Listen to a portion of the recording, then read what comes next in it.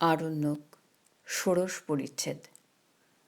যুগলপ্রসাদকে একদিন বলিলাম, চলো নতুন গাছপালার সন্ধান করে আসি মহালিখারূপের পাহাড়ে।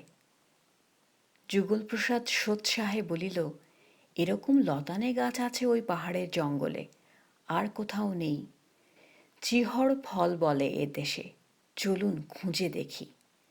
নাড়হা বৈহারের নূতন বস্তিগুলির মধ্য দিয়া পথ। এরই মধ্যে এক এক পাড়ায় সর্দারের নাম অনুসারে টোলার নামকরণ হইয়াছে। ঝল্লু টোলা, রূপদাস টোলা, বেগম টোলা ইত্যাদি।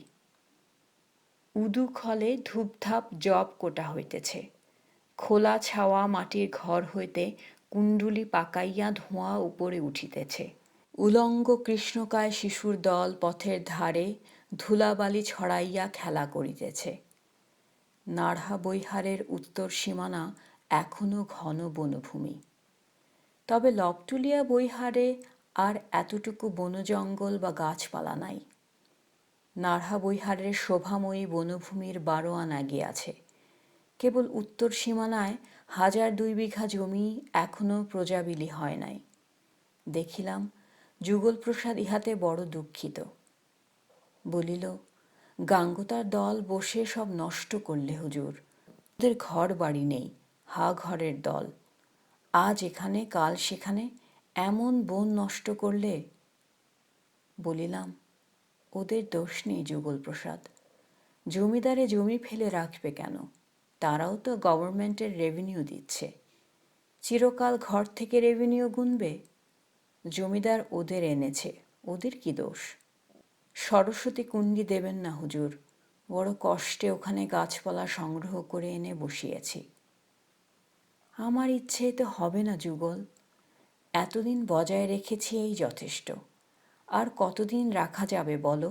ওদিকে জমি ভালো দেখে প্রজারা সব ঝুঁকছে। সঙ্গে আমাদের 2-3 জন সিপাহী ছিল।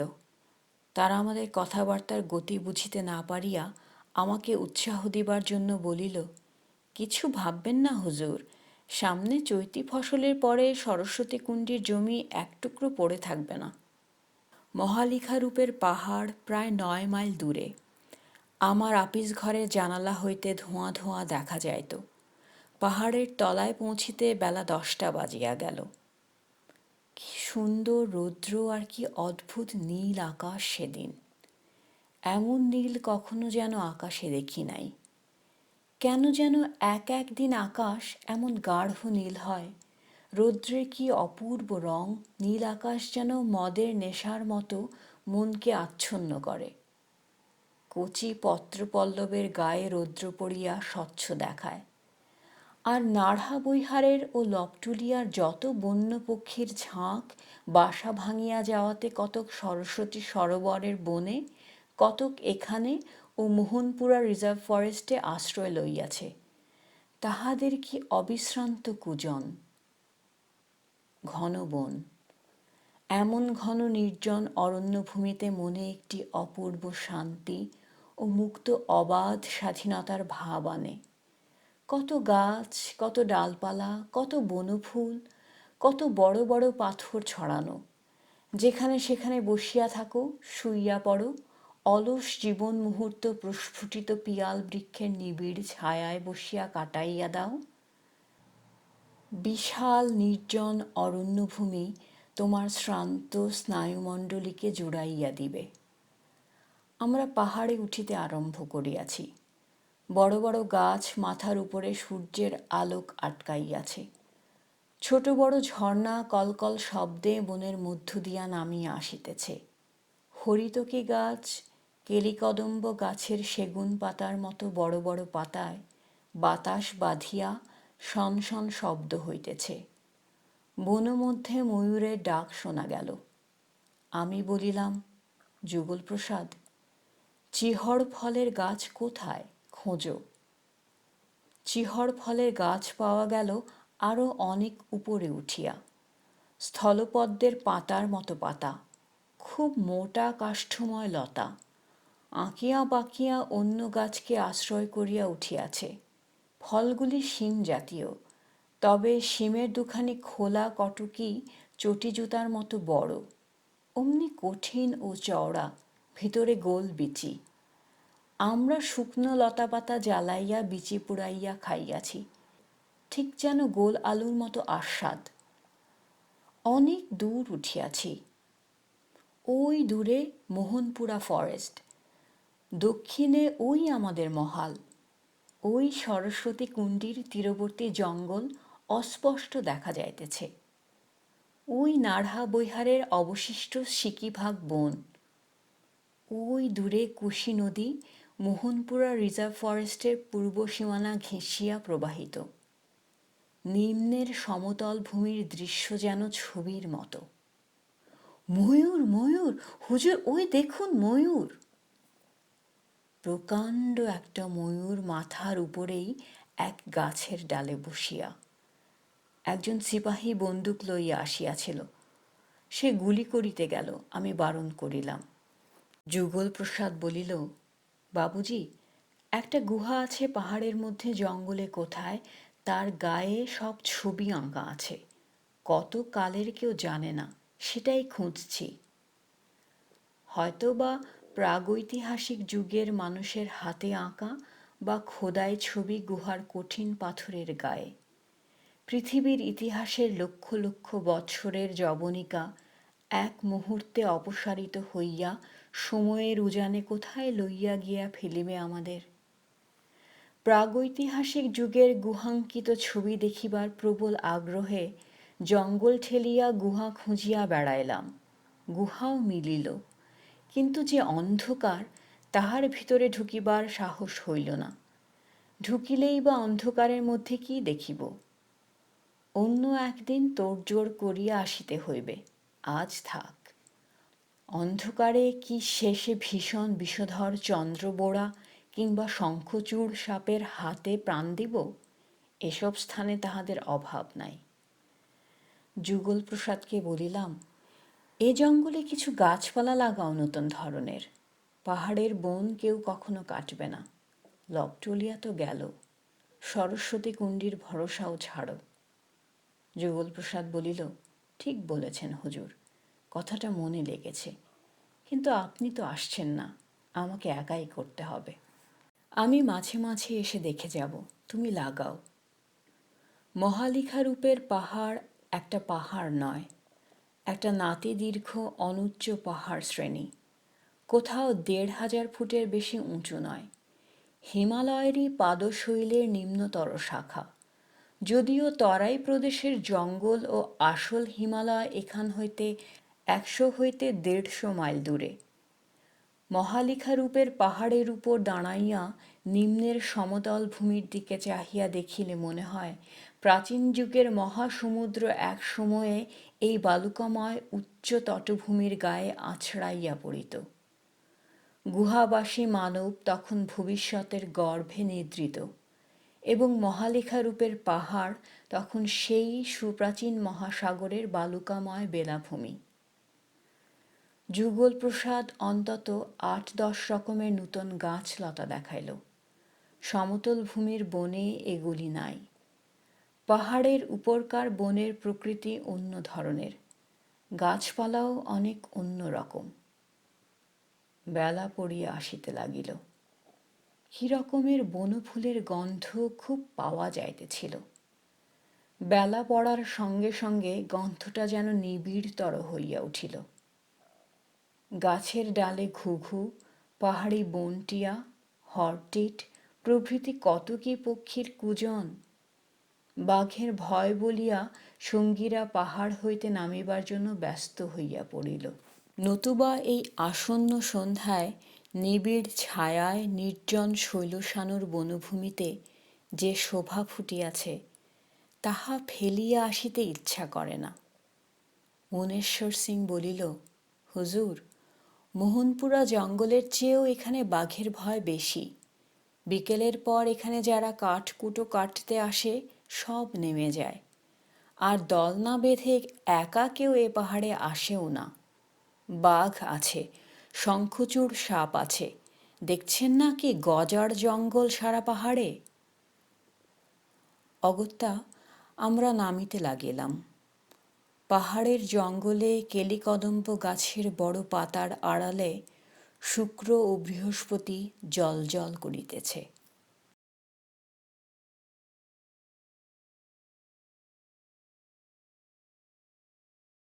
একদিন দেখি এমনি একটি নতুন গৃহস্থের বাড়ির দাওয়ায় বসিয়া গণরি তেওয়ারি স্কুলমাস্টার শালপাতার ওপর ছাতুর তাল মাখিয়া খাইতেছে। হুজুর যে, ভালো আছেন? বেশ আছি। তুমি কবে এলে? কোথায় ছিলে? এরা তোমার কেউ হয় নাকি? কেউ নয়, এখান দিয়ে যাচ্ছিলাম, বেলা হয়ে গিয়েছে, ব্রাহ্মণ, এদের এখানে অতিথি হলাম, তাই দুটো খাচ্ছি। চেনাশুনো ছিল না, তবে আজ হলো। গৃহকর্তা আগাইয়া আসিয়া আমাকে নমস্কার করিয়া বলিল, আসুন হুজুর, বসুন উঠে। না, বসবো না, বেশ আছি। কতদিন জমি নিয়েছ? আজ 2 মাস হুজুর, এখনো জমি চষতে পারিনি। গণরি তেওয়ারিকে একটি ছোট মেয়ে আসিয়া কয়েকটি কাঁচা লঙ্কা দিয়া গেল। সে খাইতেছে কলাইয়ের ছাতু, নুন ও লঙ্কা। ছাতুর সে বিরাট তাল শীর্ণ গণরি তেওয়ারির পেটে কোথায় ধরিবে বোঝা কঠিন। গণরি খাঁটি ভবঘুরে। যেখানে খাইতে বসিয়াছে সে দাওয়ার এক পাশে একটি ময়লা কাপড়ের পুঁটুলি। একটি গেলাপ অর্থাৎ পাতলা বালাপোষ জাতীয় লেপ দেখিয়া বুঝিতে পারিলাম উহা গণরীর, এবং উহাই উহার সমগ্র জাগতিক সম্পত্তি। গণরীকে বলিলাম, ব্যস্ত আছি, তুমি কাছারিতে এসো ও বেলা। বিকালে গণরী কাছারিতে আসিল। বলিলাম, কোথায় ছিলে গণরী? বাবুজি, মুঙ্গের জেলায় পাড়াগাঁ অঞ্চলে বহুত পাড়াগাঁয়ে ঘুরেছি। কি করে বেড়াতে? পাঠশালা করতাম, ছেলে পড়াতাম, কোনো পাঠশালা টিকল না। 2-3 মাসের বেশি নয় হুজুর, ছেলেরা মাইনে দেয় না। বিয়ে থাওয়া করেছ? বয়স কত হলো? নিজেরই পেট চলে না হুজুর, বিয়ে করব কি? বয়স 34-35 হয়েছে। গণরীর মতো এত দরিদ্র লোক এই অঞ্চলেও বেশি দেখা যায় না। মনে পড়িল, গণরী একবার বিনা নিমন্ত্রণে ভাত খাইতে আমার কাছারিতে আসিয়াছিল, প্রথম যেবার এখানে আসি। বর্তমানে বোধহয় কতকাল সে ভাত খাইতে পায় নাই। গাঙ্গতা বাড়িতে অতিথি হইয়া কলাইয়ের ছাতু খাইয়া দিন কাটাইতেছে। বলিলাম, গণরী, আজ রাত্রে আমার এখানে খাবে। কন্টু মিশ্রি রাঁধবে, তার হাতে তোমার খেতে আপত্তি নেই তো? গণরী বেজায় খুশি হইল, একগাল হাসিয়া বলিল, কন্টু আমাদেরই ব্রাহ্মণ, ওর হাতে আগেও তো খেয়েছি, আপত্তি কি? তারপর বলিল, হুজুর, বিয়ের কথা যখন তুললেন তখন বলি, আর বছর শ্রাবণ মাসে একটা গাঁয়ে পাঠশালা খুললাম। গাঁয়ে এক ঘর আমাদেরই ব্রাহ্মণ ছিল, তার বাড়িতে থাকি। ওর মেয়ের সঙ্গে আমার বিয়ের কথা সব ঠিকঠাক। এমনকি আমি মুঙ্গের থেকে ভালো মেরজায় একটা কিনে আনলাম, তারপর পাড়ার লোক ভাঙচি দিলে, বললে, ও গরিব স্কুলমাস্টার, চাল নেই চুলো নেই, ওকে মেয়ে দিও না। তাই সে বিয়ে ভেঙে গেল। আমি সে গাঁ ছেড়ে চলেও গেলাম। মেয়েটিকে দেখেছিলে? দেখতে ভালো? দেখিনি? চমৎকার মেয়ে হুজুর। তা আমাকে কেন দেবে? সত্যিই তো। আমার কি আছে বলুন না। দেখিলাম গণরী বেশ দুঃখিত হইয়াছে বিবাহ ফাঁসিয়া যাওয়াতে। মেয়েটিকে মনে ধরিয়াছিল। তারপর অনেকক্ষণ বসিয়া সে গল্প করিল। তাহার কথা শুনিয়া মনে হইল জীবন তাহাকে কোনো জিনিস দেয় নাই। গ্রাম হইতে গ্রামান্তরে ফিরিয়াছে দুটি পেটের ভাতের জন্য, তাও জোটাইতে পারে নাই। গাঙ্গতার দুয়ারে দুয়ারে ঘুরিয়াই অর্ধেক জীবন কাটাইয়া দিল। বলিল, অনেক দিন পরে তাই লবটুলিয়াতে এলাম। এখানে অনেক নতুন বস্তি হয়েছে শুনলাম। সে জঙ্গল মহাল আর নেই। এখানে যদি একটা পাঠশালা খুলি তাই এলাম। চলবে না? কি বলেন হুজুর? তখনই মনে মনে ভাবিলাম, এখানে একটা পাঠশালা করিয়া দিয়া গণরীকে রাখিয়া দিব। এতগুলি ছোট ছোট ছেলে মেয়ে আমার মহালে নব আগন্তুক, তাহাদের শিক্ষার একটা ব্যবস্থা করা আমারই কর্তব্য। দেখি কি করা যায়।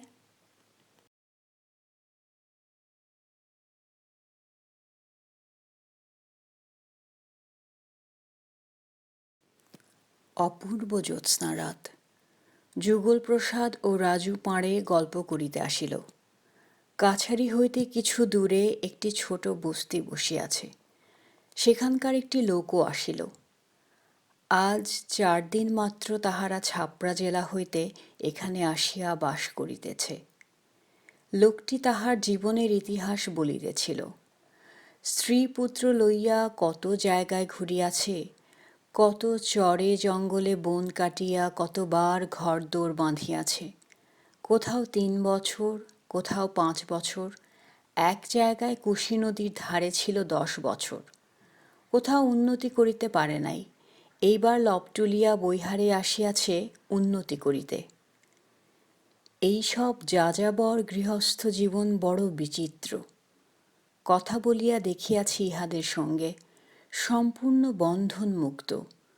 ব্রাত্য ইহাদের জীবন, সমাজ নাই, সংসার নাই, ভিটার মায়া নাই। নীল আকাশের নিচে সংসার রচনা করিয়া বনে শৈলশ্রেণীর মধ্যস্থ উপত্যকায় বড় নদীর নির্জন চরে ইহাদের বাস। আজ এখানে, কাল সেখানে। ইহাদের প্রেম বিরহ জীবন মৃত্যু সবই আমার কাছে নূতন ও অদ্ভুত। কিন্তু সকলের চেয়ে অদ্ভুত লাগিল বর্তমানে এই লোকটির উন্নতির আশা। এই লবটুলিয়ার জঙ্গলে সামান্য 5 বিঘা কি 10 বিঘা জমিতে গম চাষ করিয়া সে কিরূপ উন্নতির আশা করে বুঝিয়া ওঠা কঠিন। লোকটির বয়স 50 পার হইয়াছে। নাম বলভদ্র সেঙ্গাই, জাতে চাষা কালোয়ার অর্থাৎ কলু। এই বয়সে সে এখনও আশা রাখে জীবনে উন্নতি করিবার। আমি জিজ্ঞাসা করিলাম, বলভদ্র, এর আগে কোথায় ছিলে? হুজুর, মুঙ্গের জেলায় এক দিয়াড়ার চরে 2 বছর সেখানে ছিলাম। তারপরে অজন্মা হয়ে মকায় ফসল নষ্ট হয়ে গেল। সে জায়গায় উন্নতি হবার আশা নেই দেখলাম। হুজুর, সংসারে সবাই উন্নতি করবার জন্যে চেষ্টা পায়। এবার দেখি হুজুরের আশ্রয়ে। রাজু পাঁড়ে বলিল, আমার 6টা মহিষ ছিল যখন প্রথম এখানে আসি, এখন হয়েছে 10টা। লবটুলিয়া উন্নতির জায়গা। বলভদ্র বলিল, মহিষ আমায় 1 জোড়া কিনে দিও পাঁড়েজি। এবার ফসল হোক, সেই টাকা দিয়ে মহিষ কিনতেই হবে, ও ভিন্ন উন্নতি হয় না। গণরি ইহাদের কথা শুনিতেছিল। সেও বলিল, ঠিক কথা, আমারও ইচ্ছে আছে মহিষ 2-একটা কিনব, একটু কোথাও বসতে পারলেই।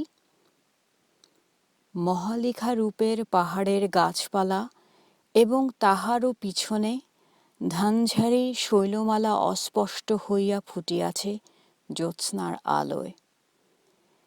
একটু একটু শীত বলিয়া ছোট একটি অগ্নিকুণ্ড করা হইয়াছে আমাদের সামনে। একদিকে রাজু পাঁড়ে ও যুগলপ্রসাদ, অন্যদিকে বলভদ্র ও 3-4টি নবাগত প্রজা। আমার কাছে কি অদ্ভুত ঠেকিতেছিল ইহাদের বৈষয়িক উন্নতির কথা।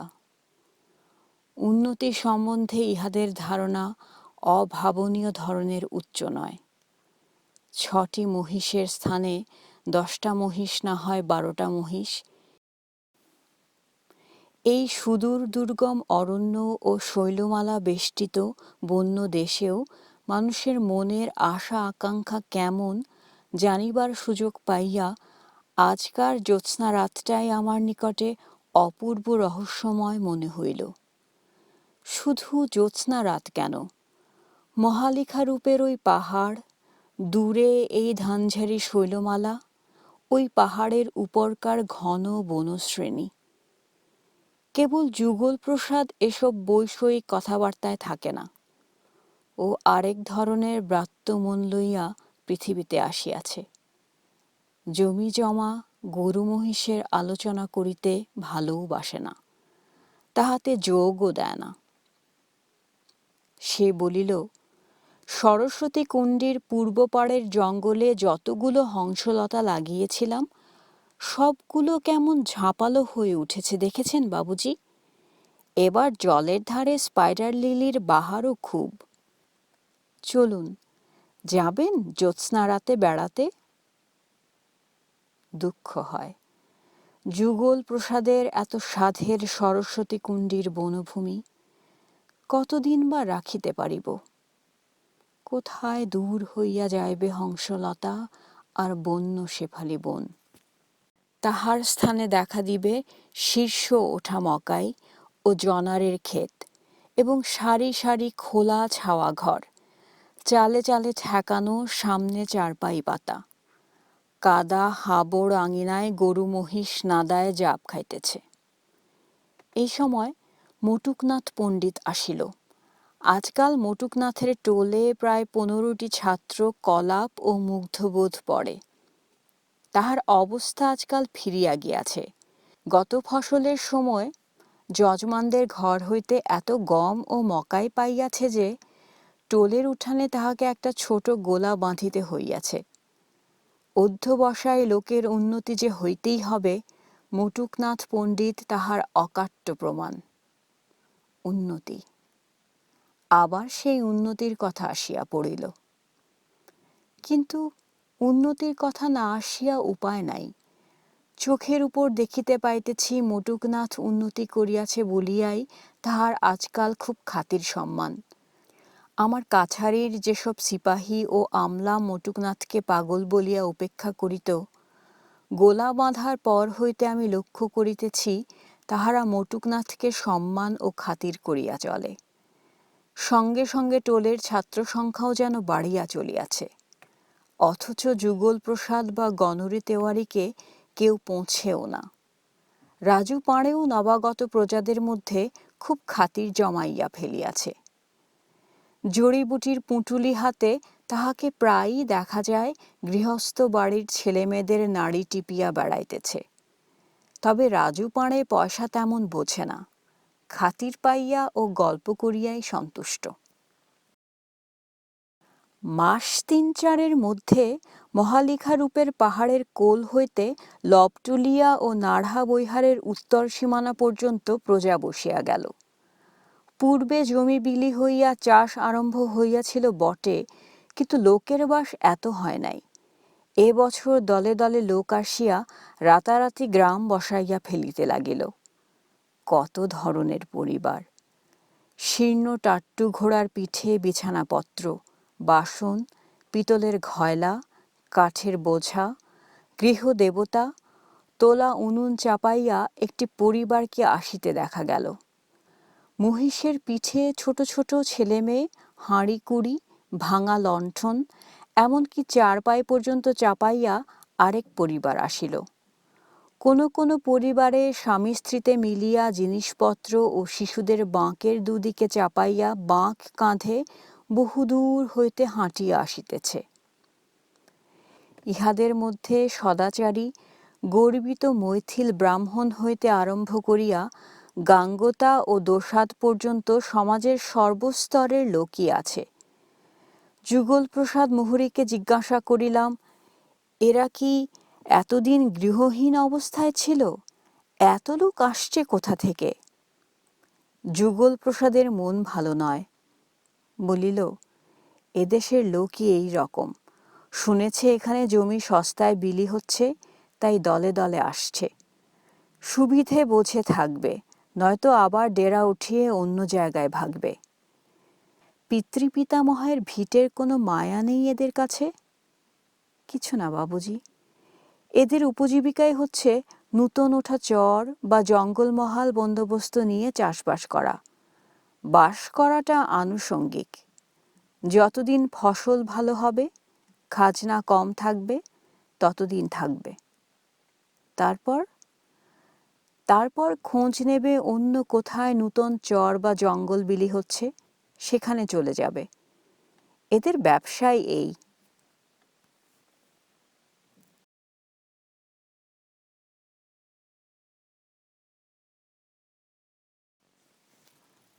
সেদিন গ্র্যান্ড সাহেবের বটগাছের নিচে জমি মাপিয়া দিতে গিয়াছি। আশরাফি টিন্ডেল জমি মাপিতেছিল, আমি ঘোড়ার উপর বসিয়া দেখিতেছিলাম। এমন সময় কুন্তাকে টোলার পথ ধরিয়া যাইতে দেখিলাম। কুন্তাকে অনেক দিন দেখি নাই। আশরাফিকে বলিলাম, কুন্তা আজকাল কোথায় থাকে? ওকে দেখিনি তো। আশরাফি বলিল, ওর কথা শোনেননি বাবুজি? ও মধ্যে এখানে ছিল না অনেক দিন। কিরকম? রাসবিহারী সিং ওকে নিয়ে যায় তার বাড়ি। বলে, তুমি আমাদের জাত ভাইয়ের স্ত্রী, আমার এখানে এসে থাকো। বেশ। সেখানে কিছুদিন থাকবার পরে ওর চেহারা দেখেছেন তো বাবুজি? এত দুঃখে কষ্টে এখনো। তারপর রাসবিহারী সিং কী সব কথা বলে, এমনকি ওর উপর অত্যাচারও করতে যায়। তাই আজ মাসখানেক হলো সেখান থেকে পালিয়ে এসেছে। শুনি রাসবিহারী ছোরা নিয়ে ভয় দেখায়। ও বলেছিল, মেরে ফেলো বাবুজি, জান দেগা, ধর্ম দেগা নেহি। কোথায় থাকে? ঝুল্লুটোলা এক গাঙ্গোতার বাড়িতে আশ্রয় নিয়েছে। তাদের গোয়াল ঘরের পাশে একখানা ছোট্ট চালা আছে, সেখানেই থাকে। চলে কি করে? ওর তো 2-3টি ছেলে মেয়ে। ভিক্ষে করে, ক্ষেতের ফসল কুড়োয়, কলায় গম কাটে। বড় ভালো মেয়ে বাবু কুন্তা। বাইজির মেয়ে ছিল বটে, কিন্তু ভালো ঘরের মেয়ের মতো মন মেজাজ। কোনো অসৎ কাজ ওকে দিয়ে হবে না। জরিপ শেষ হইল। বালিয়া জেলার একটি প্রজা এই জমি বন্দোবস্ত লইয়াছে। কাল হইতে এখানে সে বাড়ি বাঁধিবে। গ্র্যান্ড সাহেবের বটগাছের মহিমাও ধ্বংস হইল। মহালিখা রূপের পাহাড়ের উপরকার বড় বড় গাছপালার মাথায় রোদ রাঙা হইয়া আসিল। সিল্লির দল ঝাঁক বাঁধিয়া সরস্বতী কুণ্ডীর দিকে উড়িয়া চলিয়াছে। সন্ধ্যের আর দেরি নাই। একটা কথা ভাবিলাম, এতটুকু জমি কোথাও থাকিবে না এই বিশাল লবটুলিয়া ও নাড়হা বৈহারে, যেমন দেখিতেছি। দলে দলে অপরিচিত লোক আসিয়া জমি লইয়া ফিরিল। কিন্তু এই অরণ্য ভূমিতে যাহারা চিরকাল মানুষ, অথচ যাহারা নিঃস্ব, হতভাগ্য।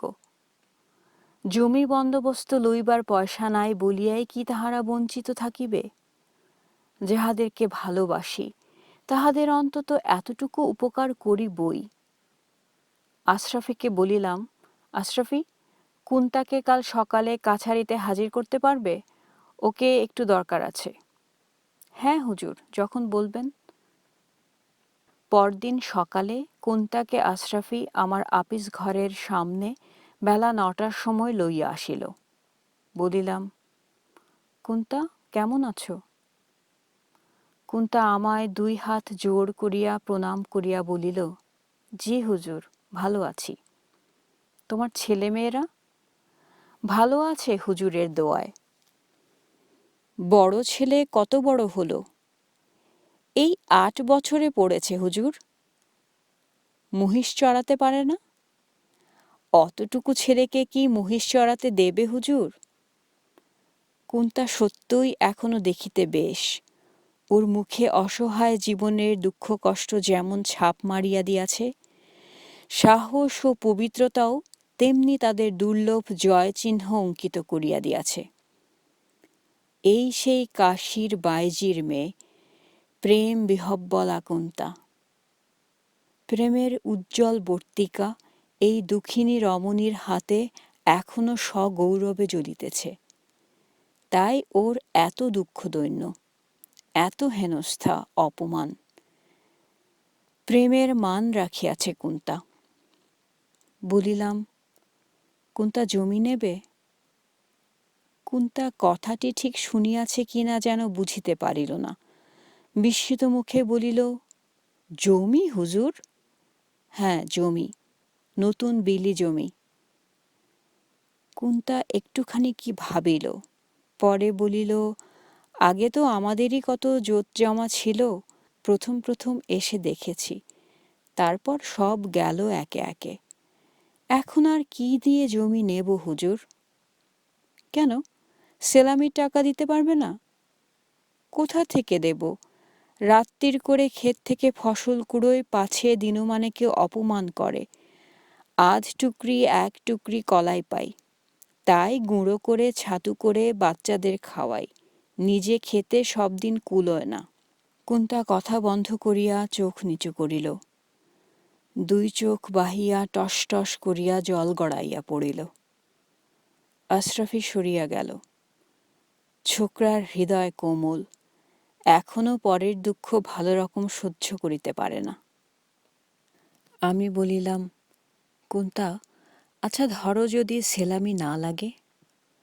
কুন্তা চোখ তুলিয়া জল ভরা বিস্মিত চোখে আমার মুখের দিকে চাহিল। আশরাফি তাড়াতাড়ি কাছে আসিয়া কুন্তার সামনে হাত নাড়িয়া বলিল, হুজুর তোমায় এমনি জমি দেবেন, এমনি জমি দেবেন, বুঝলে না দাইজি? আশরাফিকে বলিলাম, ও কি জমি দিলে ও চাষ করবে কি করে আশরাফি? আশরাফি বলিল, সে বেশি কঠিন কথা নয় হুজুর, ওকে দু একখানা লাঙল দয়া করে সবাই ভিক্ষে দেবে। এত ঘর গাঙ্গোতা প্রজা, একখানা লাঙল ঘর পিছু দিলেই ওর জমি চাষ হয়ে যাবে। আমি সে ভার নেব হুজুর। আচ্ছা, কত বিঘে হলে ওর হয় আশরাফি? দিচ্ছেন যখন মেহেরবানি করে হুজুর 10 বিঘে দিন। কুন্তাকে জিজ্ঞাসা করিলাম, কুন্তা, কেমন 10 বিঘে জমি যদি তোমায় বিনা সেলামিতে দেওয়া যায়, তুমি ঠিকমতো চাষ করে ফসল তুলে কাছারি খাজনা শোধ করতে পারবে তো? অবশ্যই প্রথম 2 বছর তোমার খাজনা মাফ, তৃতীয় বছর থেকে খাজনা দিতে হবে। কুন্তা যেন হতবুদ্ধি হইয়া পড়িয়াছে। আমরা তাহাকে লইয়া ঠাট্টা করিতেছি না সত্য কথা বলিতেছি, ইহাই যেন এখনো সমঝাইয়া উঠিতে পারে নাই। কতকটা দিশাহারা ভাবে বলিল, জমি 10 বিঘে জমি? আশরাফি আমার হইয়া বলিল, হ্যাঁ হুজুর তোমায় দিচ্ছেন, খাজনা এখন 2 বছর মাফ, 3রা সাল থেকে খাজনা দিও, কেমন রাজি? কুন্তা লজ্জা জড়িত মুখে আমার দিকে চাহিয়া বলিল, জি হুজুর মেহেরবান। পরে হঠাৎ বিহ্বলার মতো কাঁদিয়া ফেলিল। আমার ইঙ্গিতে আশরাফি তাহাকে লইয়া চলিয়া গেল।